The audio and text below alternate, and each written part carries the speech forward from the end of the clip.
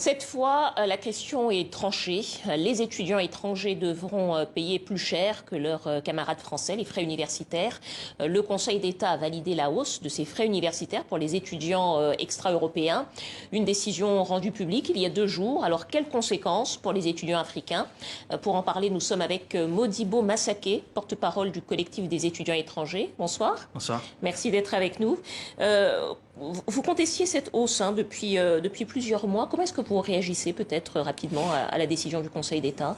Cette décision du Conseil d'État, elle vient déjà dans un contexte où les étudiants étrangers ont été frappés de plein fouet par la crise sanitaire que nous avons vécue. Il y a des étudiants qui ont perdu leurs activités économiques, il y a des étudiants qui ont perdu leur logement. Et à l'issue de tout cela, apprendre finalement que les étudiants étrangers non européens, pour s'inscrire en licence, ils vont payer 2 770 €, alors qu'auparavant, c'était que 170 €. Et pour le master, ils vont payer dorénavant 3 770 €, alors que c'était 243 €.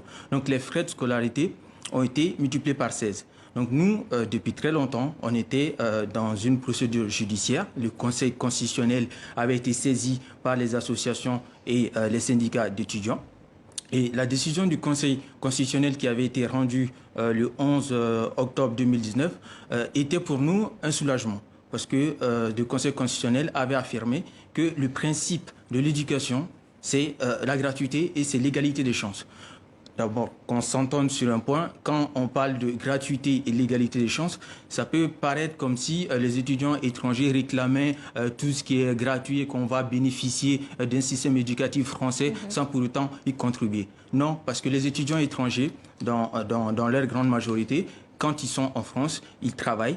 Donc quand ils travaillent, ils cotisent et ils contribuent d'une manière ou d'une autre aux charges de l'enseignement du système éducatif. Du système éducatif français. Mais alors là, la décision du Conseil d'État indique que la modicité des frais requis peut être garantie grâce à un système d'exonération, d'aide sociale, etc., qui sont apportés aux étudiants étrangers. Est-ce que ça ne peut pas compenser finalement cette décision? Je refuse qu'on nous colle cette image d'étudiants africains qui vont commander de l'aide de l'État. Nous n'avons rien demandé à personne. Mais par contre, nous exigeons l'égalité des traitements au sein de la communauté universitaire. C'est ça le problème.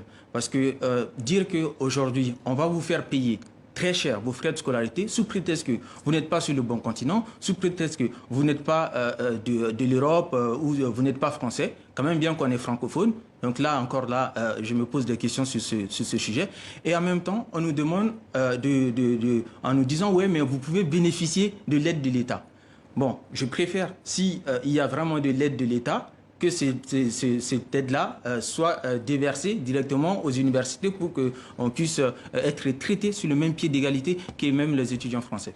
Cela étant, dans la plupart des pays, les frais universitaires ne sont jamais les mêmes pour les locaux et pour les ressortissants étrangers. Donc finalement, pourquoi est-ce que cette mesure vous paraît à ce point injuste? En fait, dans plusieurs pays, chaque pays a son système éducatif. Dans les pays anglo-saxons, je peux prendre l'exemple sur les États-Unis ou sur la Grande-Bretagne.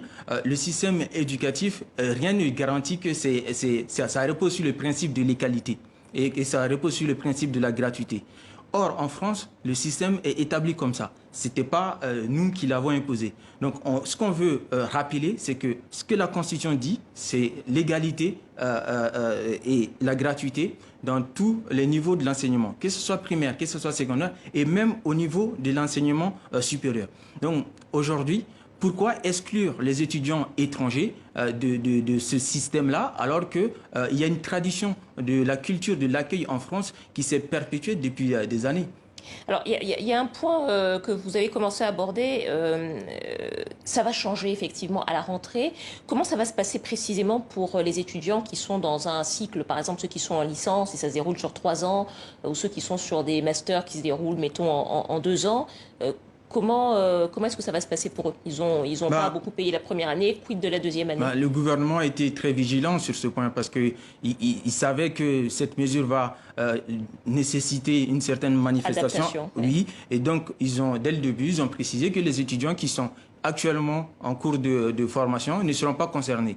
Moi, par exemple, je suis déjà inscrit, donc je ne serai pas concerné. Mais ce n'est pas pour autant que je ne suis pas concerné que je ne vais pas me mobiliser pour défendre les Africains ou les Asiatiques qui vont venir et qui souhaitent bénéficier de la qualité de l'enseignement pour ensuite retourner chez eux. C'est en fait les étudiants qui sont actuellement en France, ils ne vont pas payer tout de suite ces frais de scolarité. C'est les nouveaux arrivants. Et ces nouveaux arrivants ne sont pas sur le territoire, donc ils ne peuvent pas se mobiliser. Cela étant, certains cursus ne sont pas obligés d'appliquer des frais universitaires différenciés pour les étudiants extra-européens. Dans quel cas? Comment d'ailleurs? En fait, dès que la mesure a été annoncée, les universités se sont positionnées. La majorité des universités ont refusé d'appliquer cette augmentation parce qu'il y a une loi qui les permet d'accorder des frais d'exonération à hauteur de 10% aux étudiants étrangers. Donc, en ce moment, il n'y a que 6 universités qui l'ont appliqué. Donc, ces 6 universités qui l'ont appliqué, nous, notre objectif, c'est de faire en sorte que ces universités accordent des frais d'exonération parce que la loi permet cela. Et deuxièmement, les universités qui ne l'ont pas appliqué, que ces universités gardent cette position, afin que les étudiants étrangers puissent continuer à fréquenter les universités. Ça sera donc votre combat à partir de la rentrée. Peut-être une dernière question. La France est quand même le pays dans lequel les étudiants d'Afrique francophone viennent le plus pour suivre leurs études. À votre avis, quelles conséquences cette hausse des frais universitaires peut avoir finalement à la fois pour les Africains francophones et pour la France? Ça peut avoir deux conséquences. La France se détache d'une culture de l'accueil qui s'est perpétuée depuis longtemps. Depuis longtemps, la France, je vais prendre l'exemple même avant, au niveau du XIVe siècle, quand les intellectuels européens, les Galilée, les Rabelais, à cette époque-là, les frontières entre les pays européens et le reste du monde étaient fermées, mais ce sont des intellectuels qui se sont mobilisés pour qu'il y ait le dialogue intellectuel. Et aussi, il y a un autre exemple. Au moment des indépendances, dans les années 60, la France était vraiment intéressée pour former les dirigeants africains parce qu'il y avait en quelque sorte une possibilité d'avoir la mainmise sur ces États et en tout cas de contribuer à ce que les dirigeants qui ont été formés en France puissent avoir un peu la même philosophie, la même mentalité francophone. Aujourd'hui, la question de la mobilité des étudiants étrangers, ce n'est pas seulement les Africains, parce que tout le monde est en mobilité en quelque sorte. Même les Français, ils vont étudier ailleurs. Je prends l'exemple aussi, même Emmanuel Macron, il a fait une partie de ses études en Afrique, ça on ne le dit pas. Quand il était au Nigeria. Ça, c'est un exemple de mobilité. Donc, il ne faut pas voir les Africains comme étant tout le temps les personnes qui vont taper à la porte. Non. Et c'est bien qu'on aille chercher le savoir et c'est bien qu'il y ait de l'ouverture de l'esprit et c'est bien aussi qu'au sein de la communauté universitaire, tout le monde soit traité sur le même pied d'égalité. C'est cela notre combat. Merci beaucoup, Modibo Massaké, porte-parole du collectif des étudiants étrangers. Merci à vous d'avoir répondu à nos questions.